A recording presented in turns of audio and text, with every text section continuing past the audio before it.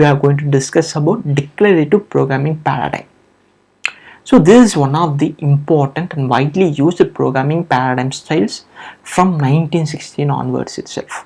So declarative programming is a programming paradigm in which the programmer defines what needs to be accomplished by the program without defining how it needs to be implemented.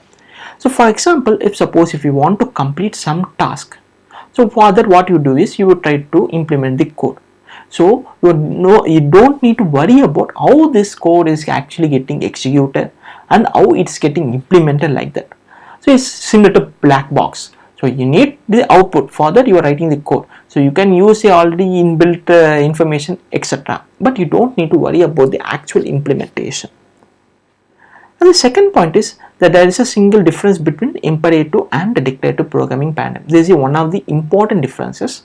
So I have already covered about the imperative programming paradigm in the previous video. So please go and watch that video also.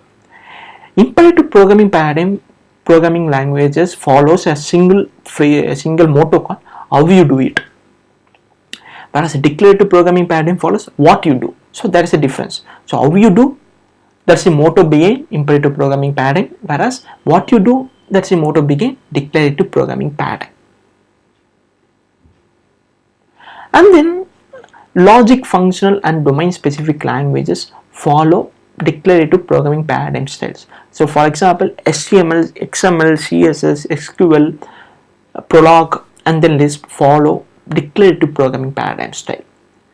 And then if suppose declarative code focuses only on building logic of a software. So for example, if you're trying to develop an application, for that application you need some for that application there would be some specified logic. To build that logic you would try to write the code like that, but you don't worry about the actual implementation of the code. For example, we will consider this thing. For example, suppose if you are trying to develop an application that would show only the image of a particular file, that is called image JPG, for example.